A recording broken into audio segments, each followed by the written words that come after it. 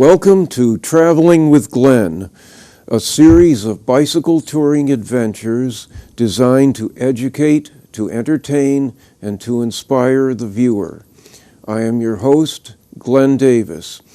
In this episode of Traveling with Glenn, we will see Australia, Part 2. We see a headland and beach at Shoal Bay. The next four pictures were taken in the town of Newcastle. This is a look at attractive storefronts, an older home, the customs house, the backpackers' hostel, Toller's Bay in Ku-ring-gai Chase National Park, the backpackers' hostel in Glebe, a home with fancy gingerbread work in Glebe. We are in Canberra, population 385,000, and the nation's capital since 1927. Canberra is derived from an Aboriginal word meaning meeting place. The region is called Australian Capital Territory, which is similar in purpose to our Washington, D.C. Canberra is a compromise capital located midway between Sydney and Melbourne, and is nicknamed the Bush Capital. It sounds like a derogatory term. This is the new Parliament building opened by Queen Elizabeth II in 1988. And the interior of Parliament. And this shows Canberra, Lake Burley Griffin, and vicinity. This is a Pohutukawa blossom, which we would call bottle brush. The Church of St. John the Baptist, completed in 1878. A stained glass window in the church. Also in Canberra is a carillon. We are visiting the Canberra Bicycle Museum. This is a velocipede, which was popular in the late 1860s. Its popularity was short-lived, and the nickname Bone Shaker well-deserved from the rigid wooden rims and spokes and iron tires which yielded a most unforgiving ride. The Singer Ordinary was made in Coventry, England. The Ordinary was the bicycle of choice for most cyclists in the 1870s and 1880s, especially the scorchers, those who rode fast and often recklessly. The Ordinary was not an easy bike to ride. Mounting and dismounting presented problems, especially for the novice rider. There is a mounting step on the lower backbone, a few inches above the small wheel. The Ordinary was dangerous to ride because a small hole in the road or piece of debris could send the rider hurtling over the handlebars. Such incidents were called headers or croppers. Many resulted in serious injuries. In his essay, Taming the Bicycle, Mark Twain gave an account of his experience in learning to ride a high-wheeler, an 1883 Columbia Expert made in Hartford by the Pope Manufacturing Company. After 8 days of instruction and likely having fallen dozens of times, Twain concluded, "Get a bicycle. You will not regret it if you live." In a future episode in Tasmania, we will see many bicycles similar to this in live racing action, a sight rarely seen today. There will also be a parade of old bicycles and tricycles with riders in period costumes. Only the wealthy could afford to buy a bicycle for a child. This poster shows an adult tricycle which enjoyed much popularity in England, but never caught on in the United States. a German bicycle from World War I. Owing to the wartime shortage of rubber, it became necessary to manufacture iron tires. The tires were separated from the rims by springs, which cushioned the ride. It turned out to be a good idea, since fixing a puncture on a conventional tire while being shot at would be awkward, to say the least. Several manufacturers in the 1890s fashioned bicycle frames of hickory. The frame, while elegant, never saw wide acceptance because of its high cost.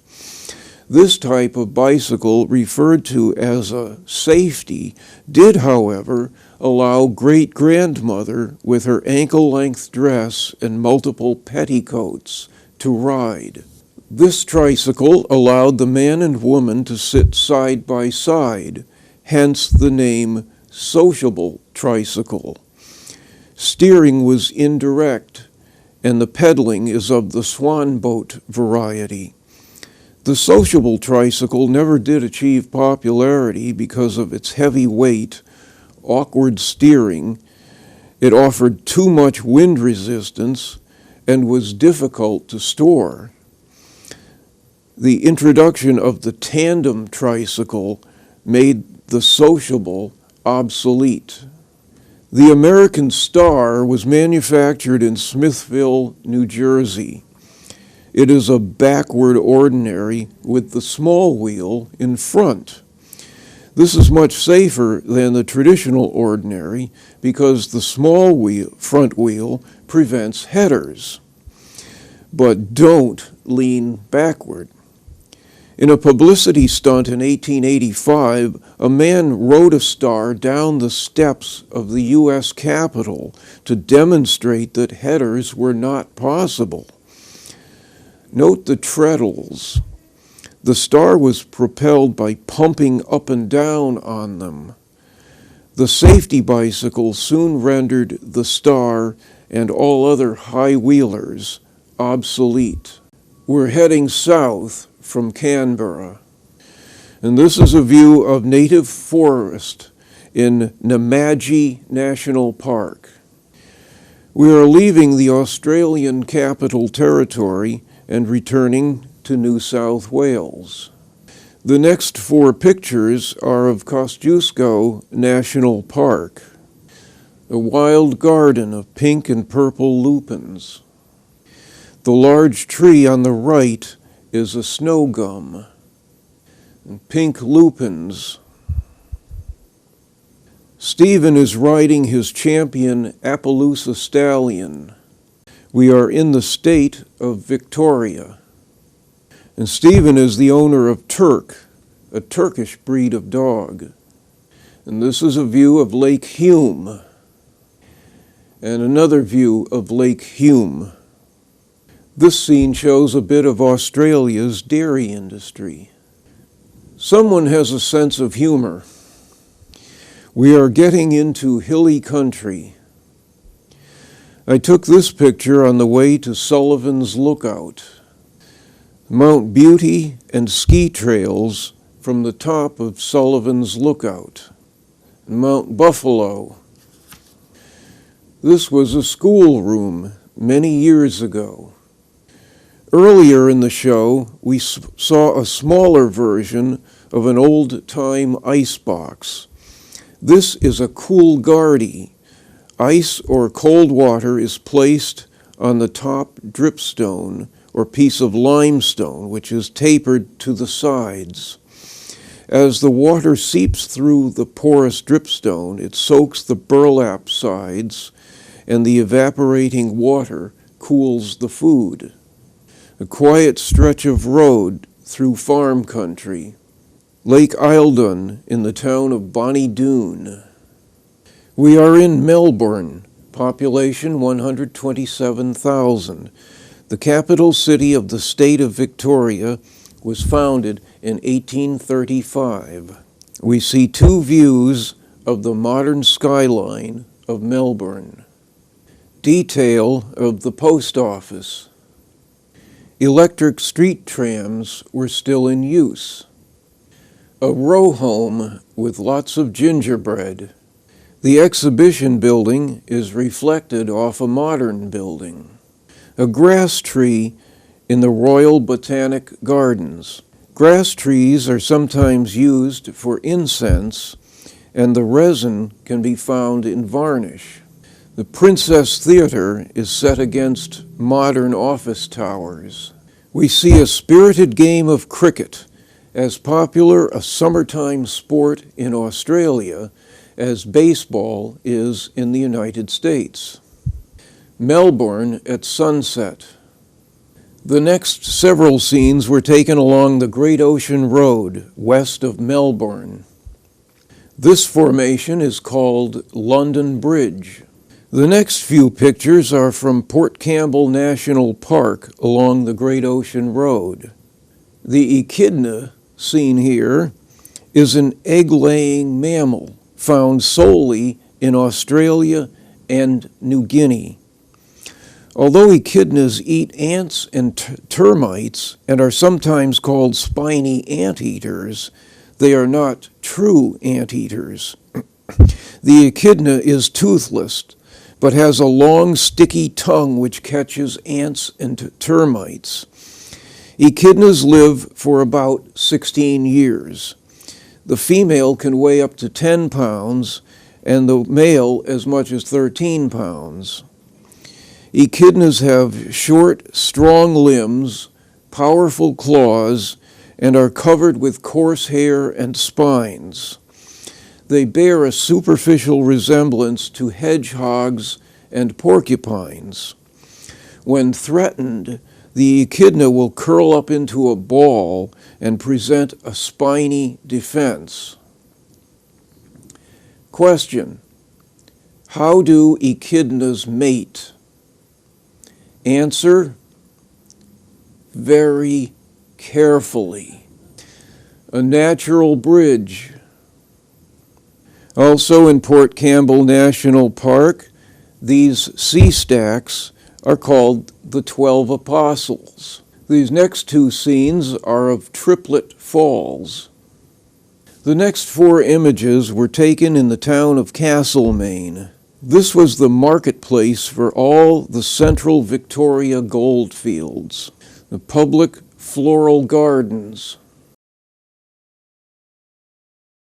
the law courts, gardens, and statues in the town of Bendigo, the post office clock tower in Bendigo. Back in New South Wales, this is the 1883 station master's residence in Colcairn, an old heavy-duty cart. The next four pictures show scenes in the town of Wagga Wagga. This is St. Michael's Catholic Cathedral. It was built from 1885 to 1887. An Arch of National Bank, an 1882 structure. A clock tower. A classic older home. The following six scenes are of the town of Junee, St. Joseph's Catholic Church, built in 1930. A coach.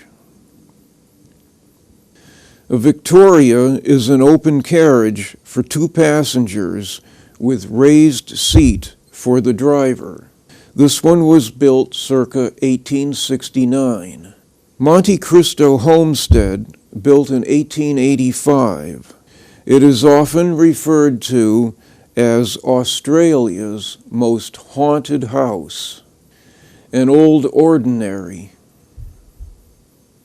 A historic building, now a bank, in Cootamundra, a pretty farmland northwest of Cootamundra. An Anglican church in Berrima. An ornate home in Camden.